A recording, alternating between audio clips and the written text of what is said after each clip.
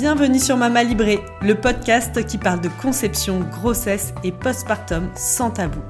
Je m'appelle Anaïs Roinard, je suis naturopathe et je serai votre guide durant votre maternité afin de vivre une grossesse et un postpartum qui vous ressemblent. Interviews d'experts, témoignages de parents et conseils pratiques, retrouvez dans ce podcast toutes les informations dont vous avez besoin pour vivre au mieux cette période de transformation. Bienvenue Julien dans le podcast Mama Librée. Merci pour l'invitation, Anaïs. Merci à toi d'avoir répondu positivement. Donc, Julien, aujourd'hui, je suis ravie de te recevoir dans ce podcast pour un sujet, 100%, j'ai envie de dire quelque part, qui est la passion des naturopathes, Mhm. la santé Oui, intestinale, le microbiote. Et toi, t'as un parcours, donc tu es biochimiste. c'est ça. Alors, alors pour être exact, au début, j'ai fait tout ce qui est les sciences biomédicales parce que j'étais fasciné par la santé. Et par la suite, j'ai fait une spécialisation en biochimie et plus exactement en microbiologie. Donc voilà, c'était dans la sphère biochimie. Et donc, j'ai fait une thèse en microbiologie pendant 4 ans, un peu plus de 4 ans, qui m'a vraiment permis de découvrir la partie sur le microbiote, sur, sur la production des bactéries, la découverte des premiers probiotiques, etc. Et donc, j'ai eu beaucoup de chance là-dessus parce que déjà, c'est un sujet qui me passionnait, mais en plus, j'ai suivi l'évolution de très près de ces connaissances. Moi, je me souviens très, très bien. Donc, j'ai commencé mes études en l'an 2000. 2001 pour être exact, et je me souviens très très bien, un prof de microbio, donc vraiment quelqu'un qui est spécialisé, nous parle des bactéries et du microbiote et qui nous dit oui, mais vous savez, c'est pas quelques bactéries qui vont changer la santé d'une personne. Et, euh, et 3 ans après, il n'aurait plus jamais osé dire ça. Et Eh donc, oui. tout au long de ma formation, de mes études, et bien après encore, j'ai vraiment suivi l'évolution des connaissances sur le microbiote et c'est fascinant comment ça a évolué. On est passé de quelques bactéries qui ne servent à rien à un truc qui est juste incroyable et qui a un impact sur l'entièreté de notre santé. Donc voilà, c'était vraiment très intéressant de suivre ça. Et oui, est-ce que tu peux nous dire justement, bah voilà, si on pouvait le définir, ce microbiote, aujourd'hui, avec les connaissances actuelles, Oui, j'avais beaucoup aimé ce dont tu avais évoqué, tu avais parlé vraiment de l'importance du microbiote au niveau du système immunitaire, au niveau de la santé globale, mais oui. concrètement, si on devait un peu se l'imager, pour ceux qui sont pas du tout dans le milieu et qui découvrent peut-être même pour la première fois entendre parler du microbiote intestinal, qu'est-ce que c'est? Alors, le microbiote intestinal, c'est tous les micro-organismes qu'on va retrouver au niveau intestinal. Donc, la définition est assez simple, mais son impact est juste gigantesque. Parce que, en fait, déjà, première chose, il faut savoir que ces micro-organismes, essentiellement des bactéries, mais il n'y a pas que ça, eh bien, il y a plus de cellules bactériennes dans notre tube digestif que de cellules qui composent l'entièreté de notre corps. Donc ça, Hmm. c'est déjà un point hyper important, c'est-à-dire que en termes de qui nous sommes, est-ce que nous sommes plus des bactéries ou, enfin, quelques réflexions philosophiques assez amusantes à faire autour. Mais si on part ce constat, eh bien, on se rend compte qu'en fait, ce microbiote va avoir un impact mais incroyable sur l'entièreté de notre tube digestif, mais également de notre santé. Parce que, Mhm. première réflexion, on se dit, bon, ce microbiote, ces bactéries sont concentrées au niveau de notre tube digestif, donc il va avoir une action assez locale. Mais on oublie qu'en fait, au niveau local, au niveau de notre tube digestif, on va également avoir deux systèmes qui sont particulièrement fortement représentés. Le premier système, c'est le système immunitaire. Ça, c'est normal. Au niveau du tube digestif, on a une membrane semi-perméable, une surface extrêmement grande à contrôler. Et donc, l'immunité est naturellement présente là, 70%, enfin, 70%, 80%, peu importe, mais en tout cas, une proportion majeure de notre immunité se trouve au niveau de notre tube digestif. Donc, ça veut Et dire que de l'état de notre santé au niveau, enfin, de notre tube digestif et de l'état de ce microbiote dépend notre système immunitaire. complètement, complètement. Ok. Et il y a beaucoup d'études qui montrent que le microbiote va influencer notre immunité, va influencer des aspects comme des maladies auto-immunes. Mhm. va influencer des éléments comme l'allergie, etc., etc. Complètement. Tout simplement notre façon à réagir face à une infection. D'ailleurs, on le Euh, voit très bien, nous, en naturo, quand quelqu'un vient nous voir pour des allergies ou la façon dont nous, on stimule le système immunitaire, on vient toujours traiter l'intestin. oui, Euh, on parle souvent, on est très vigilant à la porosité intestinale, l'état de la paroi intestinale. Donc tout c'est ça. hyper important. Mhm. C'est hyper important parce que le système immunitaire communique avec le microbiote. Et on le sait, il y a des expériences. Alors, désolé pour les amoureux des animaux, mais il y a des modèles sur souris qui sont utilisés où on arrive à faire naître une souris sans microbiote, ou en tout cas à conserver ce qu'on appelle des souris axéniques, donc des souris qui n'ont pas de microbiote. D'accord. Et chez qui on peut tester pas mal de choses. Déjà, qu'est-ce que ça fait de ne pas avoir de microbiote? Mais on se rend compte que le système immunitaire va réagir très différemment. Il va être beaucoup plus sensible, il va réagir beaucoup plus rapidement à la moindre menace. Et c'est un peu comme ça qu'arrivent aussi les allergies. Une allergie, c'est tout simplement prendre un élément extérieur inoffensif comme une menace. Mhm. Et puis, chez ces souris, on peut également faire des transplantations, voir ce qui se passe lorsque on prend un microbiote d'une autre souris et qu'on le met chez cette souris. Donc, on apprend énormément et on voit que au niveau de l'inflammation, au niveau de l'immunité, c'est quelque chose de crucial, cette interaction entre microbiote et immunité est énorme. D'ailleurs, on l'a vu aussi, là, il y a des études plus récentes sur aussi le système au niveau des neurotransmetteurs, au niveau C'est de ça. la dépression.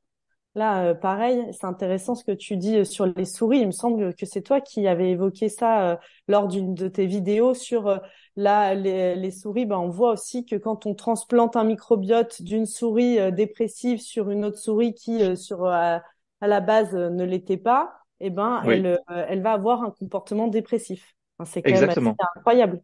Oui.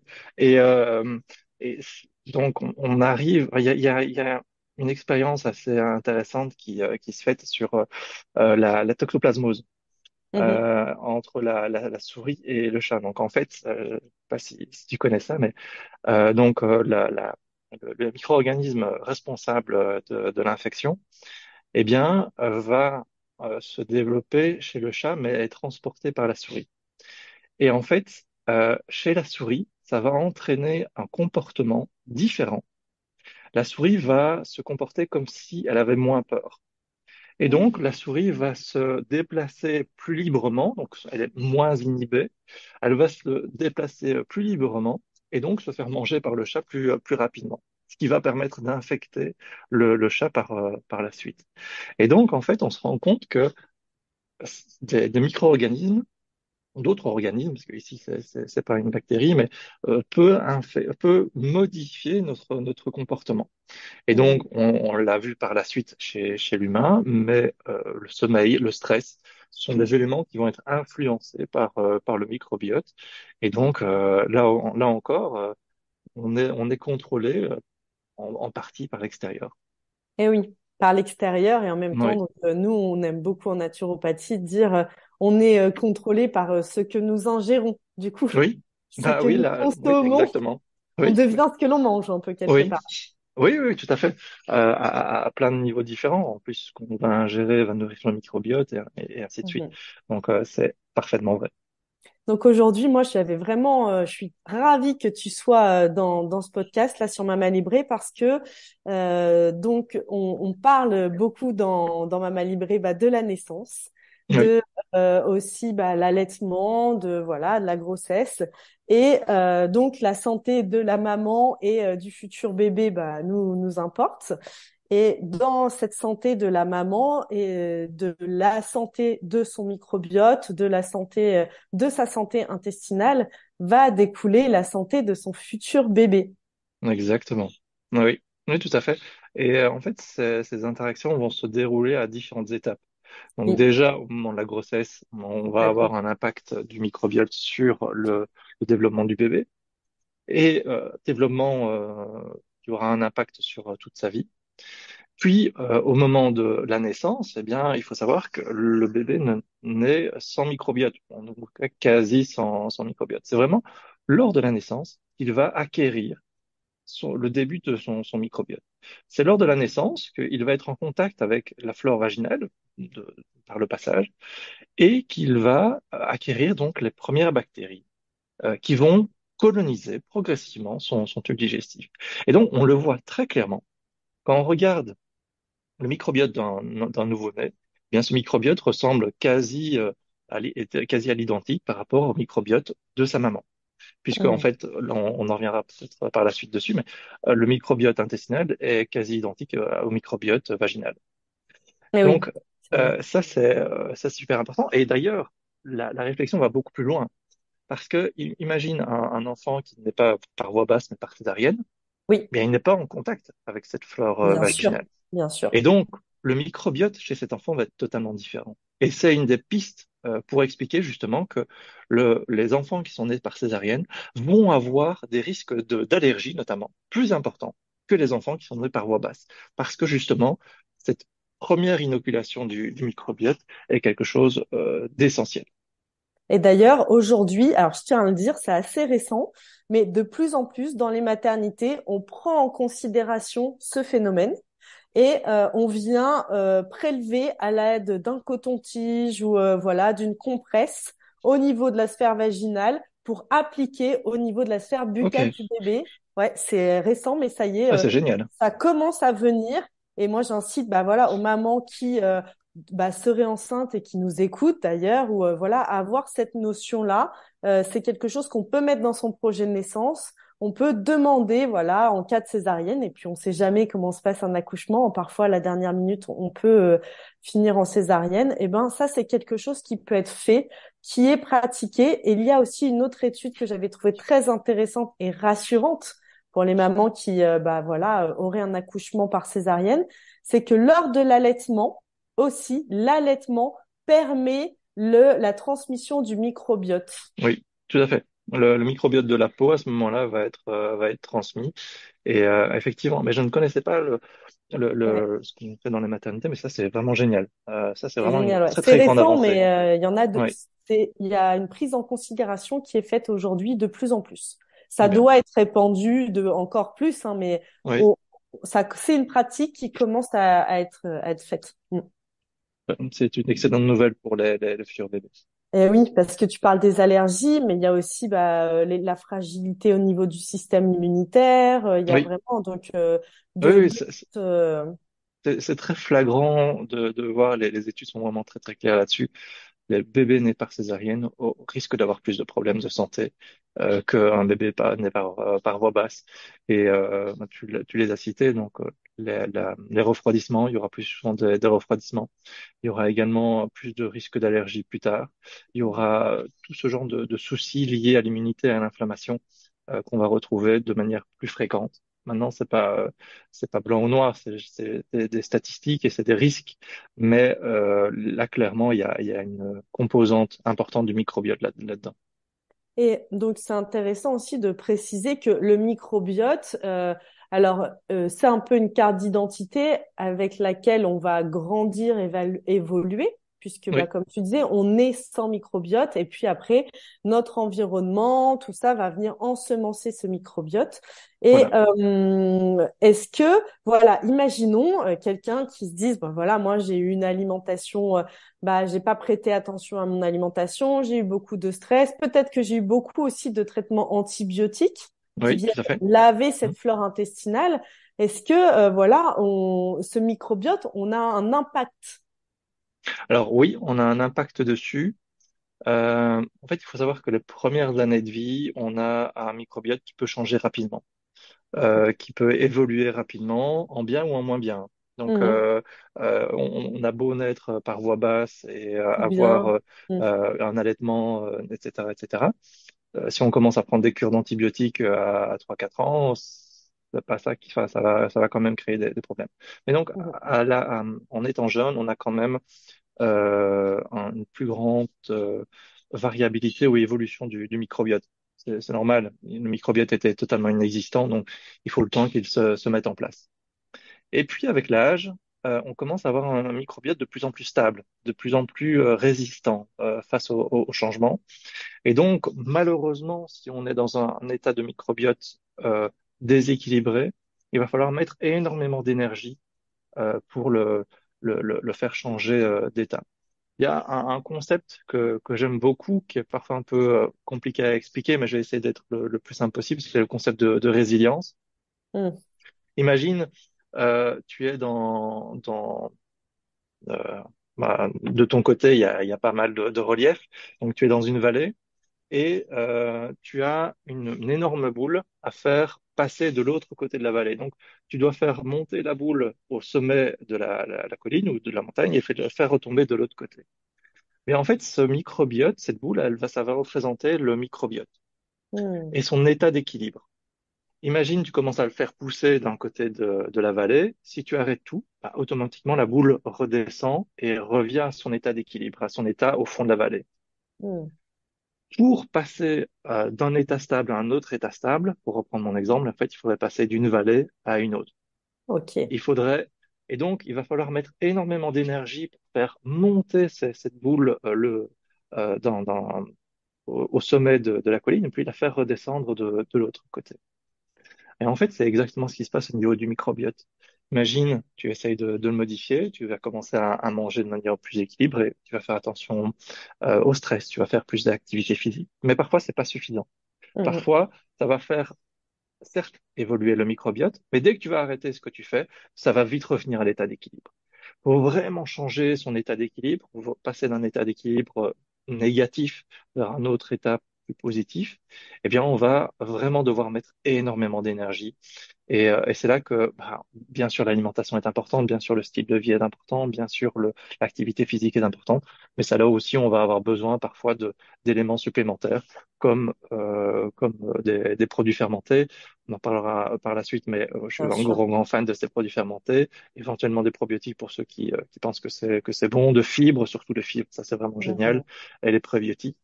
Donc voilà, toute une Bien série sûr. de solutions. Et puis, quand tu parles de produits, mais ça, on va en parler, en effet, c'est sûr après, parce que ça sera un peu nos solutions finalement, dont on parle beaucoup même en naturopathie, les super aliments et tout. Et dans nos super aliments qui viennent nourrir notre bonne flore intestinale, ben, c'est tous les produits lacto-fermentés, fermentés, et qui viennent nourrir notre microbiote et faire en sorte qu'il fonctionne de façon optimale. Exactement, exactement. Tous ces facteurs vont contribuer à la bonne santé et vont permettre éventuellement de changer euh, l'équilibre, l'état d'équilibre du microbiote. Je, on pourrait prendre, pour parler de cet état d'équilibre, parce que je sais que c'est parfois difficile de le comprendre, mais prendre un autre exemple qui est que votre microbiote, lorsque vous allez commencer, imaginons, vous êtes fin d'année, vous allez chez des amis faire la fête, pour les fêtes de fin d'année, pour Noël, etc., dans la famille, vous allez manger de manière déséquilibrée. C'est pas pour ça que votre microbiote va être changé totalement. Mhm. Lorsque vous allez revenir chez vous, lorsque vous allez de nouveau faire attention, le microbiote reviendra à son état d'équilibre. Lorsqu'on on discute avec des personnes qui ont eu un gros changement au niveau de leur microbiote, en fait, on se rend compte qu'il y a eu une accumulation de facteurs négatifs. Il y a eu bien sûr la malbouffe, une alimentation déséquilibrée. Il y a eu également peut-être parfois des utilisations importantes d'antibiotiques et Mhm. aussi un choc psychologique très très important. Donc Mhm. tout ça a fait qu'on a pu passer d'un état à un autre. Bien, pour revenir dans l'autre sens, il va falloir mettre autant d'énergie pour revenir à son état d'équilibre initial. Et en fait, on pourrait aussi nommer un peu donc quels sont les signes qui doivent nous alerter d'un microbiote qui ne fonctionnerait pas de façon optimale. Alors, les signes, ils sont multiples et ça va dépendre d'une personne à l'autre. Déjà, on a On peut paré avoir... des états d'allergie. Ça, je trouve que c'est important de le dire parce Oui, qu'il y a de plus en plus de personnes qui sont polyallergiques. Et oui, même, donc, on peut parler au pollen et tout, mais nous, moi, en tant que naturopathe, je l'observe, des gens qui viennent au cabinet et qui sont rentrés dans des évictions multiples et de plus en plus importantes dans leur alimentation. Ils peuvent manger de moins en moins de choses de par exactement. les intolérances et tout. Et ça, déjà, c'est alertant et c'est le signe qu'il y a un dysfonctionnement au niveau du microbiote intestinal. Oui, je suis tout à fait d'accord. Le seul bémol que je mettrais, c'est que au niveau des allergies, il y a d'autres facteurs comme Oui, la pollution, les bien sûr. pesticides. Ouais. Viennent augmente fragiliser. le risque, voilà, viennent Mhm. fragiliser. Alors, est-ce que ça passe par le microbiote ou pas? On n'est pas encore certain, mais en tout Mhm. cas, il y a d'autres facteurs qui l'influencent. Et donc, mais en fait, c'est un peu la difficulté avec le microbiote. C'est que tous les facteurs, tous les signes qu'on va avoir sont pas uniquement spécifiques au microbiote. Mhm. Tu as parlé des allergies, mais on peut aussi parler parfois de dépression, de Mhm. problèmes de sommeil qui peuvent Eh être oui. liés. Mais voilà, on a une journée stressante, notre travail, ça se passe pas bien, on a un chef qui est tyrannique. Bon, c'est sûr qu'on va être stressé à cause de ce chef tyrannique et pas à cause de notre microbiote. Donc, Mhm. c'est aussi difficile de différencier les choses. De manière plus localisée, on peut également avoir tous les problèmes digestifs. Donc, ballonnement. Ballonnement, ça c'est très très important. Les crampes, les douleurs, les, euh, et aussi le rythme du tube digestif. C'est-à-dire Mhm. qu'une personne qui est fréquemment constipée, eh bien, pourrait avoir une cause du microbiote. Et oui, et Une d'ailleurs, personne, juste, je fais une parenthèse, je te coupe, excuse-moi, mais dans la constipation, c'est, je le précise parce que mon expérience fait que la constipation, un état de bonne santé, quand on dit bah, comment ça va à la selle, on est censé aller à la selle au moins une fois par jour. Et quand hmm, on sort de ça, que cette fréquence n'est pas respectée d'une fois par jour minimum, je vais à la selle, mes selles sont moulées, tout ça. Là, je suis dans un état de constipation. exactement. Alors, en fait, le problème avec le terme constipation, c'est que c'est un Oui, terme médical bien sûr. qui a Mm. une pathologie. La pathologie, c'est moins de 3 selles par semaine. Mais personnellement, je pense que il y a l'inconfort, comme on dit. Donc, on n'est pas encore dans la maladie. Mais Mhm. c'est là où, quand on ne va pas à la selle tous les jours, on pourra avoir un souci et en tout cas commencer à se poser des questions. En tout cas, c'est Euh, là où justement on n'est pas encore dans la pathologie, mais on peut se dire c'est pas, on n'est pas dans un fonctionnement optimal de bonne santé. Tout à fait, exactement.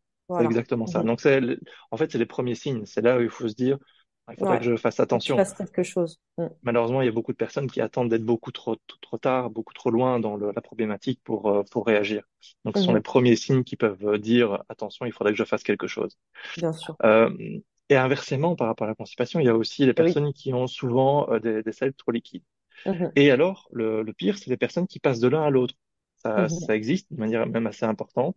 Des personnes qui passent d'un état de constipation à un état de diarrhée, je veux dire, euh, en 1 ou 2 jours. Mais Mhm. voilà, c'est quelque chose qui est très surprenant. Et là, c'est clairement un problème au niveau du microbiote. Il y a d'autres impacts également du microbiote qu'on pourrait citer, les problèmes de peau, Mhm. les problèmes de digestion en général, les problèmes d'intolérance alimentaire, tout ça va être en partie lié au microbiote.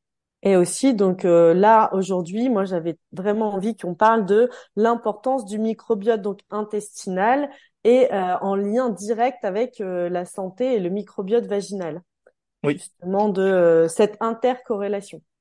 oui. Mais en fait, on s'est assez vite rendu compte que les deux microbiotes étaient identiques ou quasi identiques. Il y a très très peu de différence entre les deux. Et en fait, on s'est rendu compte, bah, tout simplement par proximité anatomique, je veux dire, Mhm. Effectivement. il y avait un passage de l'un à l'autre et que le microbiote vaginal allait être influencé par le microbiote intestinal.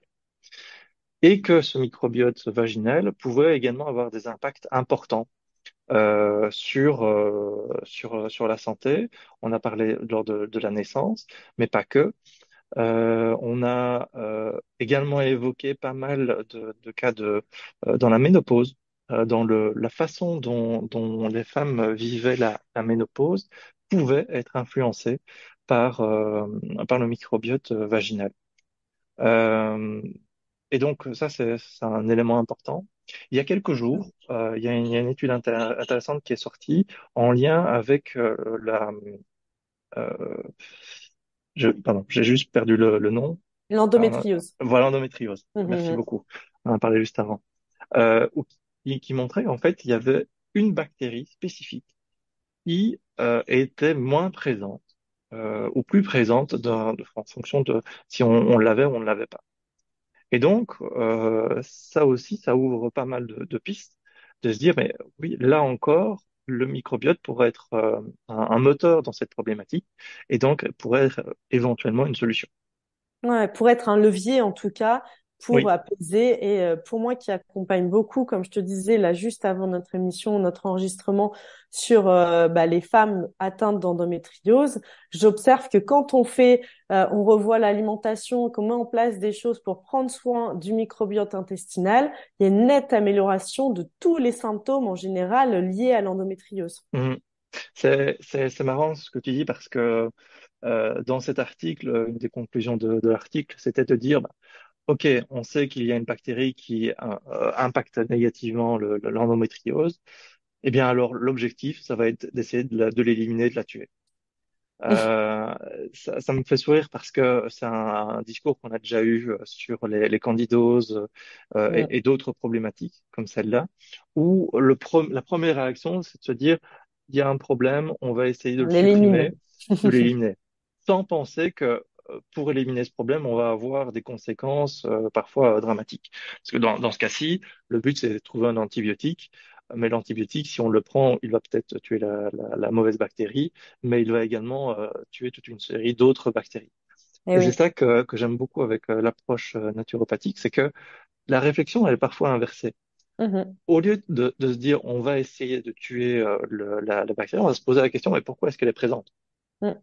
Et est-ce qu'il n'y a pas un autre moyen pour la réduire? Est-ce qu'on ne pourrait pas, par l'alimentation, justement renforcer les autres bactéries, renforcer notre système Exactement. immunitaire naturel qui va lutter contre cette mauvaise bactérie? Ben, nous, c'est la foi en l'intelligence de notre corps, de notre système Voilà. immunitaire, de notre microbiote, puisque c'est un sujet auquel on est vraiment enfin convaincu en tant que naturopathe, c'est-à-dire oui, si on va plus on va prendre soin, en fait, c'est un peu on va venir booster notre microbiote naturel et lui, il va faire son job en fait. Mhm. C'est ça. Naturellement, et Oui, c'est pas nous qui allons voir, c'est naturellement, il va faire son travail et remettre de l'équilibre et de l'ordre. exactement. Mhm. Exactement. Pour moi, à part certains cas très spécifiques de pathologie, comme on disait tout à l'heure, Ouais. euh, déjà, si on arrive à booster le fonctionnement normal, ou en tout cas retrouver un fonctionnement normal tout simplement de notre organisme, ben on a déjà tout gagné pour moi dans la plupart des problématiques de santé. C'est vraiment après, dans un second temps, qu'on va essayer de faire appel à d'autres solutions Bien sûr, plus plus fortes, drastique. plus Ouais. drastiques, exactement. Mais D'élimination. c'est ça. Mais déjà, si on fait les premiers, le, le- les premiers réflexes d'alimentation, de style de vie, dont on parlait tout à l'heure, on a déjà fait 90% du chemin. Eh Donc, oui. ouais. Et bien sûr, et c'est pour ça d'ailleurs qu'on prend la peine de cet enregistrement et Oui, de cet épisode de podcast parce que on voulait, enfin moi j'avais vraiment à cœur d'évoquer avec toi les différents remèdes dont je parle souvent dans ma librée, donc ce sont des remèdes de naturopathie, en effet le style de vie, la gestion du stress, de ses émotions, la mastication, l'alimentation. Moi je parle beaucoup aussi des super aliments.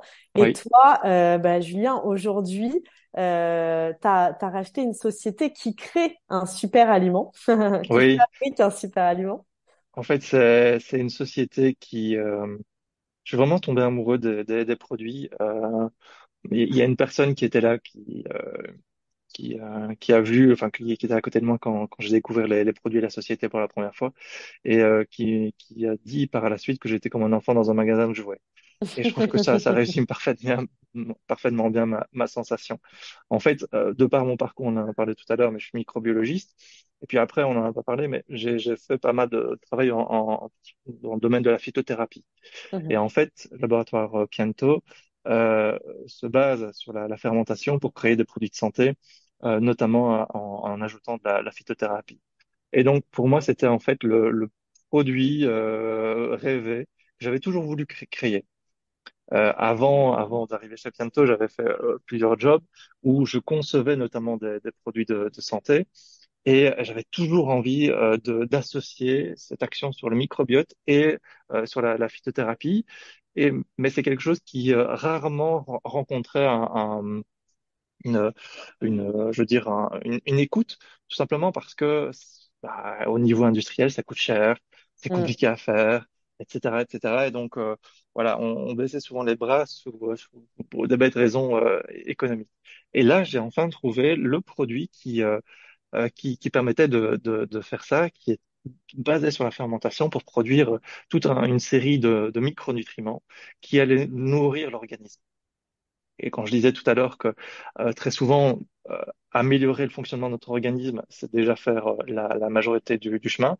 En fait, c'est exactement ce que fait le Pianto, c'est nourrir l'organisme pour favoriser son fonctionnement normal, tout simplement. Et il va agir sur l'ensemble de l'organisme, sur, je sais pas, sur le microbiote, sur pas les émotions, mais sur l'énergie, sur Bien le sûr. stress, sur Sur la le gestion foie. émotionnelle, Oui, sur le système nerveux, beaucoup. exactement. Il y a aussi tous les oligo-éléments qui sont présents, qui Oui. sont hyper intéressants, qu'importe notre état de santé finalement. Moi, ce que j'aime beaucoup avec le Pianto, alors c'est assez fou parce que moi, quand je t'ai rencontré, moi, j'ai entendu parler du Pianto lors de ma formation de naturopathie. Enfin, c'était Mhm. presque un produit 100% d'hygiénisme, un peu, tu vois, les bases Mhm. de la naturopathie, le Pianto qui va faire un travail de fond, un travail de terrain. Et nous, c'est ce qu'on aime faire en tant que naturopathe. On aime C'est ça. bien faire, bah voilà, avant de voir, il y a une problématique ici, traiter le terrain et de façon globale avec des produits comme le Pianto qui, là, vient nourrir en profondeur l'organisme. Oui, oui, exactement. C'est exactement ça. Moi, ça me parlait à 100%. J'aimais vraiment cette approche. Et je disais, je suis vraiment tombé amoureux de ces produits et j'essaye aujourd'hui oui, de les faire connaître au mieux. Est-ce que tu peux juste nous expliquer en quelques mots, de façon simple, comment est fabriqué ce produit et qu'est-ce qui fait qu'il est si riche de façon globale? En fait, on va utiliser la fermentation. J'allais dire la magie de la fermentation parce que c'est plus scientifique que ça, mais je trouve que le terme colle assez bien parce qu'il y a encore beaucoup de choses qu'on ne connaît pas. En fait, la formule a été développée en 1958 par quelqu'un que je trouvais très très visionnaire. Euh, en tout cas, qui a compris que le microbiote, même si en 58 on n'en parlait pas du tout, qu'on n'avait pas ce Non. terme, était quelque chose d'essentiel pour la santé. Et par la fermentation, donc par l'utilisation de micro-organismes, nous allons produire toute une série de micronutriments. Alors derrière ce terme micronutriments un peu vague, on va produire des enzymes, des protéines, des acides aminés, des acides gras à chaîne courte, on va produire des vitamines, toute une série de composés qui vont venir nourrir l'organisme. Et alors, pour ceux qui sont un peu familiers avec la fermentation, la différence entre la fermentation qu'on peut faire chez soi dans sa cuisine avec des légumes lactofermentés et la fermentation qu'on peut faire avec le Pianto, en fait, c'est juste un concept de jusqu'où on va aller. C'est-à-dire que Mhm. quand on fait une fermentation, un légume lactofermenté, le but c'est quand même de garder le légume. C'est un Mhm. peu, enfin, il y a le fait d'améliorer sa qualité, mais aussi quand même de le conserver. Dans le Pianto, en fait, le substrat qu'on utilise, la betterave dans notre cas, eh bien, va être totalement consommé, quasi totalement mangé par les micro-organismes. Pour te donner un ordre de grandeur, pour produire 1 kilo de betterave fermentée, on a besoin de 50 à 60 kilos de betterave. Donc, c'est vraiment pour te donner un ordre d'idée de jusqu'où on va dans ce processus. Et donc, ça permet de produire un très grand nombre de micronutriments qui vont venir nourrir l'organisme. Donc, on a parlé des vitamines, des acides aminés, etc. On a également énormément de minéraux. Dans 10 millilitres, donc 10 millilitres, c'est pas grand-chose, 10 millilitres, c'est 2 cuillères à café. Et bien, dans 10 millilitres, on a 1,5 g de minéraux. C'est juste incroyable. C'est des quantités énormes, donc ça va permettre de réminéraliser l'organisme, plus en même temps le nourrir avec les acides aminés, les vitamines dont on parlait. Mhm. Ouais, il y a vraiment un effet global qui est hyper intéressant et je trouvais, ben voilà, tu vois, pour les femmes, ben voilà, quand tu as porté un enfant, Après, avec l'allaitement, parfois, bah, il y a beaucoup la déminéralisation. On est très, très Oui, touché en tant que femme. Même quand on fait attention à notre alimentation et tout, on peut le voir. Et moi, je l'ai vraiment expérimenté. La différence il y a un côté, enfin, moi, dans mon ressenti, c'était comme si j'étais repulpée et regonflée de quelque chose, tu vois. oui. Après avoir fait cette cure de Pianto, que j'ai fait sur même plusieurs mois, bah, parce que 2 allaitements longs, et Mhm. j'avais vraiment besoin, malgré l'alimentation et tout, d'un petit coup de pouce C'est ça. supplémentaire, tu vois, pour me remettre bien sur les rails. J'ai vu la différence sur mes cheveux, sur mes ongles, sur mon état de fatigue, parce qu'il y a aussi ça qu'on a peu évoqué avec le Pianto. Il y a cette dose incroyable en magnésium, Oui, très disponible, donc très oui. assimilable. Et en fait, c'est ça qui est intéressant dans le pianto, tu l'as très bien dit. Il y avait quelque chose qui manque. Et on n'a pas forcément, avec le pianto, on n'a pas besoin forcément de mettre le doigt dessus. Non. C'est-à-dire que comme il va apporter un large éventail de micronutriments, on n'a pas besoin de se dire oui, c'est tel micronutriment qui manque et c'est celui-là dont j'ai besoin. Non, comme il apporte un large éventail, là, si on a plusieurs micronutriments qui nous manquent, on va tous les apporter avec le pianto. Et donc, ça va effectivement agir sur l'ensemble de l'organisme.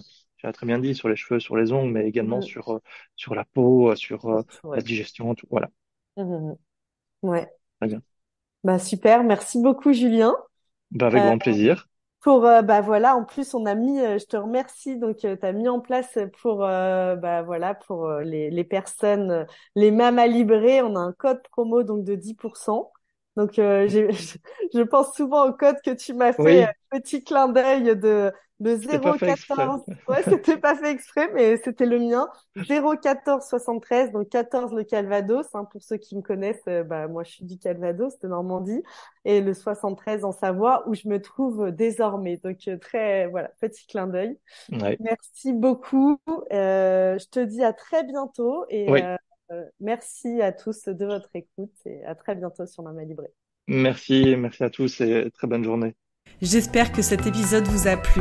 Si c'est le cas, n'hésitez pas à mettre 5 étoiles sur votre plateforme d'écoute et à le partager à vos amis qui en auraient besoin. Pour encore plus de contenu, je vous invite à nous suivre sur Instagram et à découvrir nos programmes d'accompagnement sur notre site mamalibré.co. À très bientôt.